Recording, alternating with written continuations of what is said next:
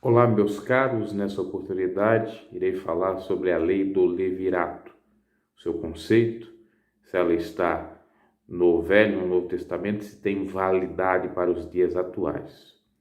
Vai deixando seu like, se porventura não é inscrito no canal, se inscreva. Se puder, compartilhe o vídeo e ajude o canal. As informações estão abaixo de todo o vídeo que eu posto aqui.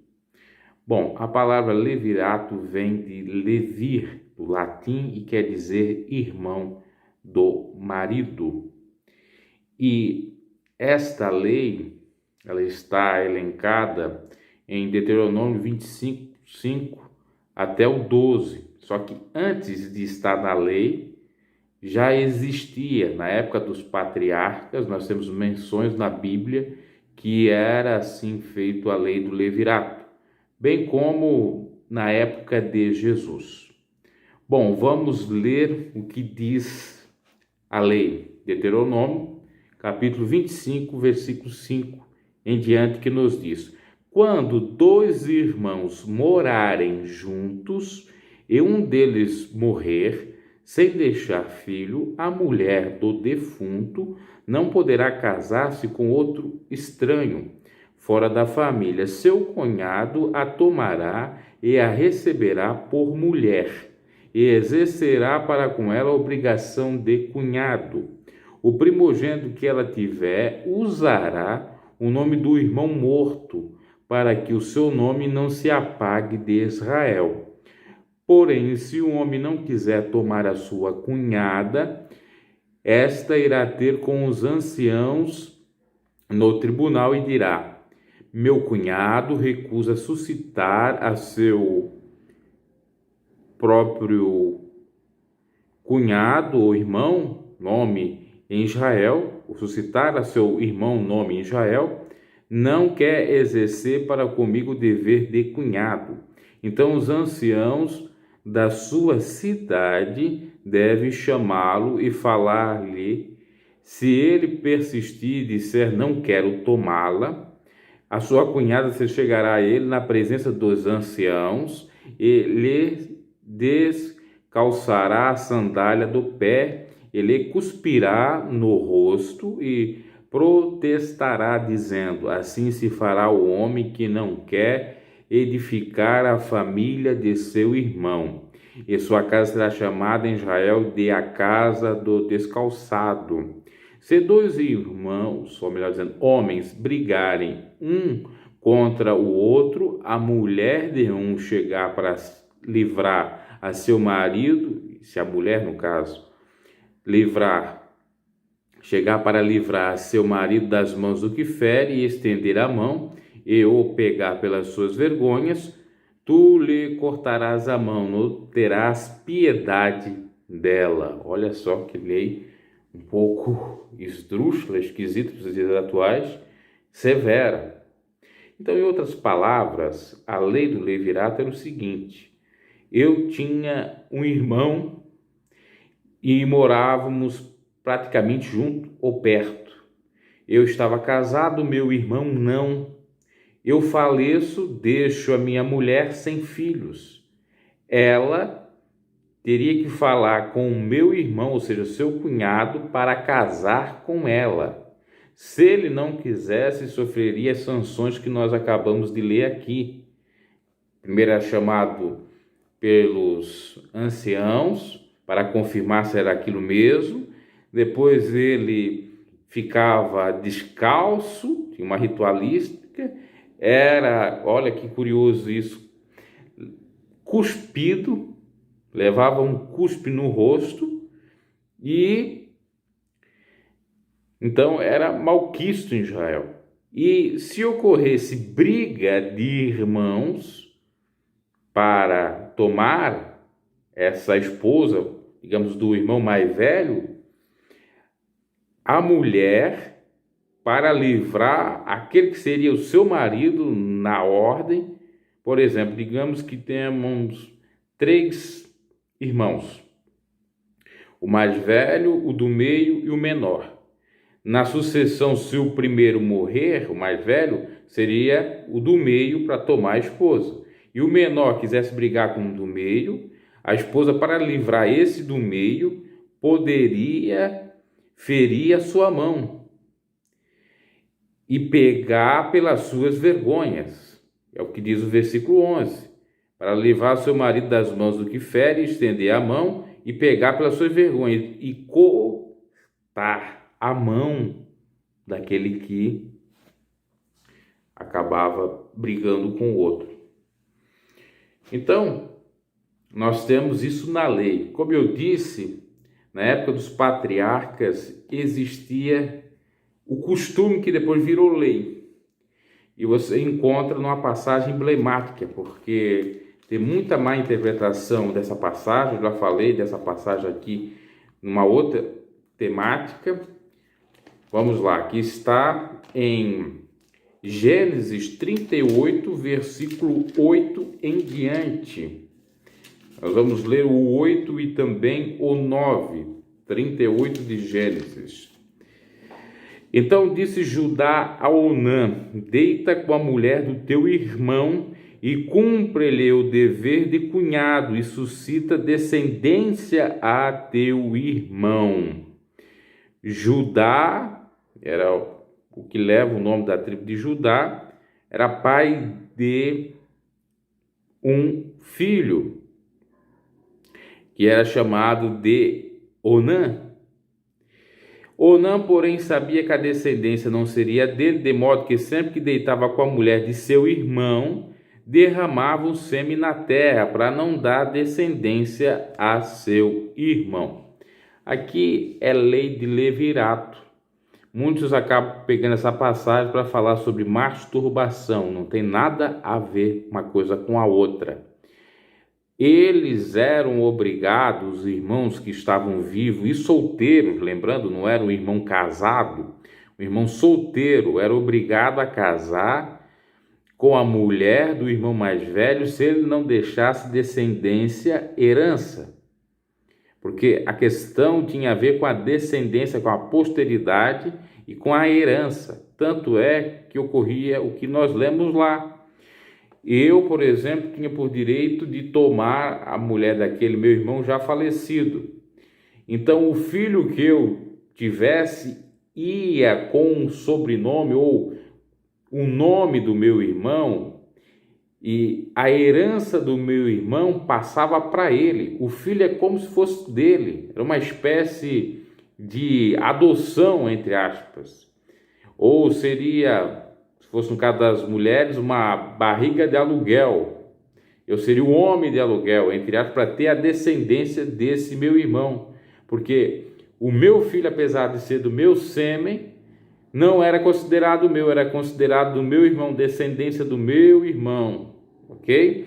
E Onã não queria ter descendência, ou como diz aqui, ele sabia que a descendência não seria dele, seria do seu irmão, então eu não vou fazer, já que não é meu filho mesmo, vai ser filho do meu irmão, e aquilo acabou sendo malquisto por Deus. Tanto é que o versículo 10 vai dizer: o que ele fazia era mal aos olhos do Senhor, pelo que também o matou. Deus matou Onã por não dar descendência, por não respeitar essa lei.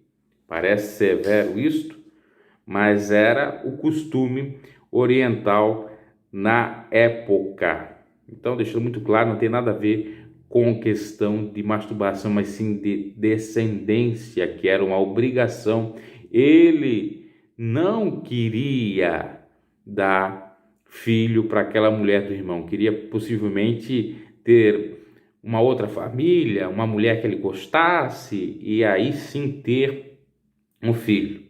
Era uma coisa bastante complicada, pois era, de alguma forma, uma imposição que lhe trazia uma certa vida prisioneira, eu digo para os irmãos, né? Ou para esse irmão no caso. Ele não podia viver o que ele queria viver.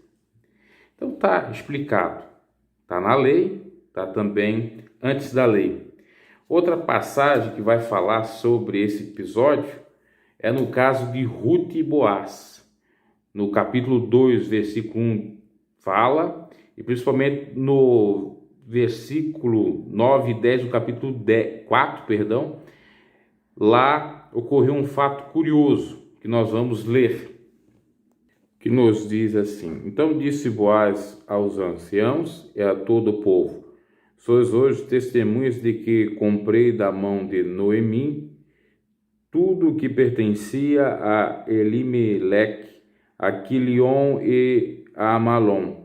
Também tomo por mulher a Ruth, a Moabita, que foi mulher de Malom, para suscitar o nome do falecido sobre sua herança, para que o nome dele não seja desarraigado dentre seus irmãos e da porta da sua cidade. Disso sois hoje testemunhas. O que ocorreu? Os irmãos não queriam Ruth. Então, Boaz, que era um praticamente estranho ou diferente da família, tomou Ruth como a sua esposa, lei do levirato.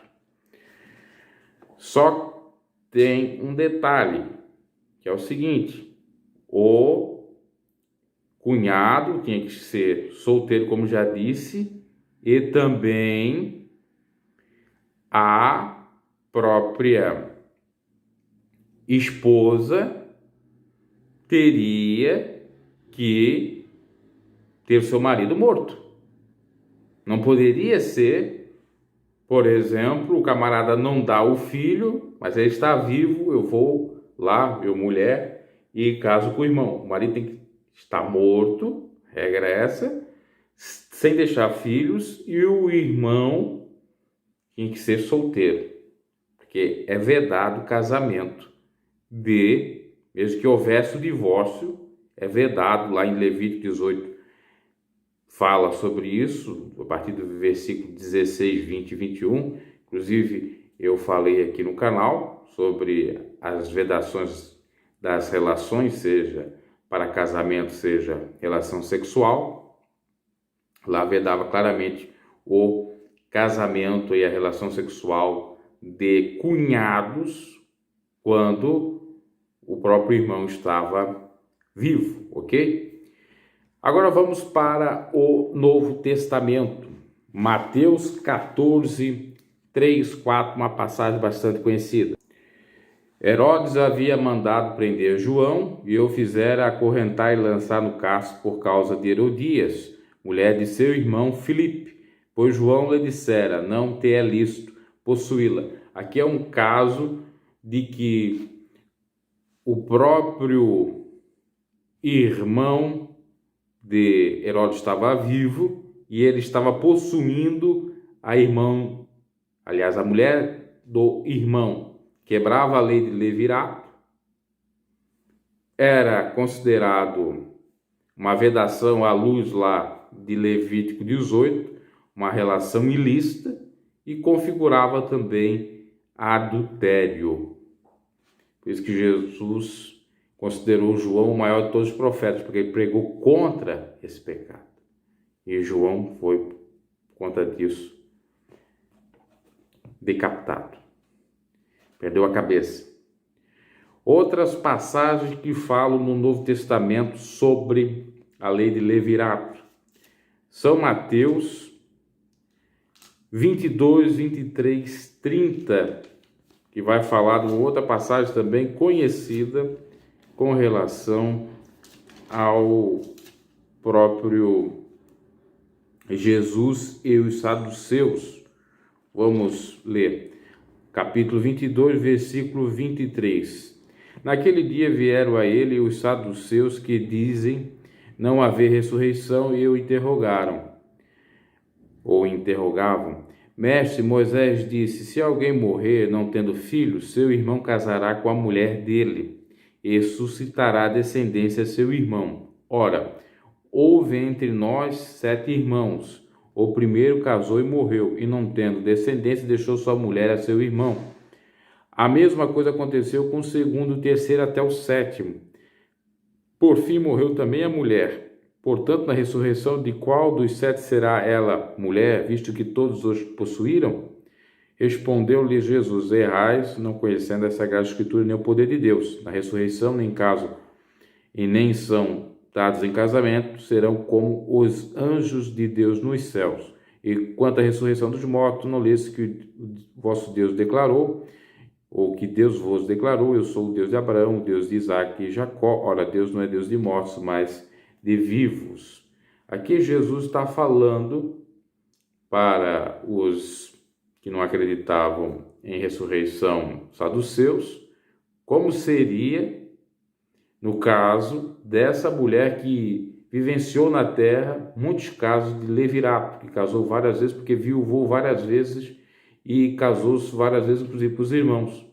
Como seria lá no céu? Qual seria o seu marido? Jesus disse que lá não tem casamento, não tem a hipótese dela ter o marido dela lá, ou ela escolher um dos 7.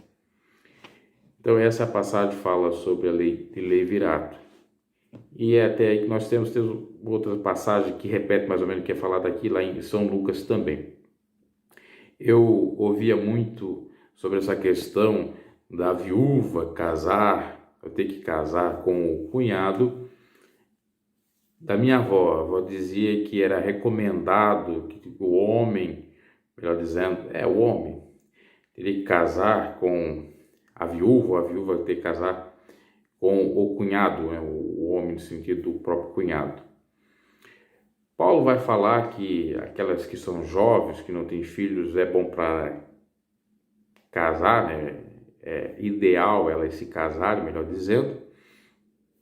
É uma recomendação, se eu não me equivoco, lá de Timóteo. Uma outra ocasião aqui na live tinha dito que, ou nas lives que eu faço no canal, que o apóstolo Paulo recomendava o casamento. Me parece que não é bem assim.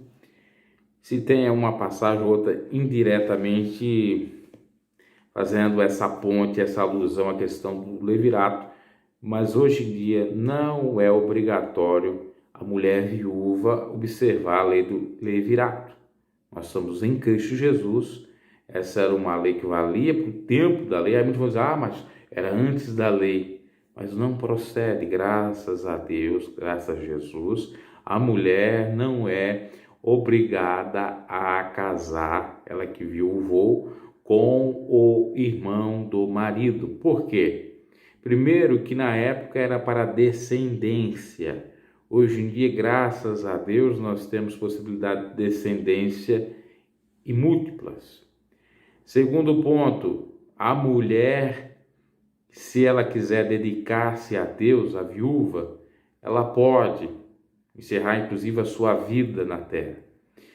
E a lei do levirato não era para mulheres que tinham filhos, era para mulheres que viuvaram sem ter descendência, geralmente novas, porque você sabe que a mulher tem a questão da menopausa, algumas chegam a passar até de 50 anos e com possibilidade de engravidar, mas o período fértil é dos 20 anos, ou desde quando tem a menarca, a partir dos 12, 13 anos, até 40, 45, 6, e depois fica meio complicado para engravidar. Assim sendo, por exemplo, uma mulher que esteja casada por 20 anos, não tiveram filhos e perde seu marido. Agora vai ter que casar com o irmão para dar descendência para esse marido, sendo que ela já não está nem mais no período fértil.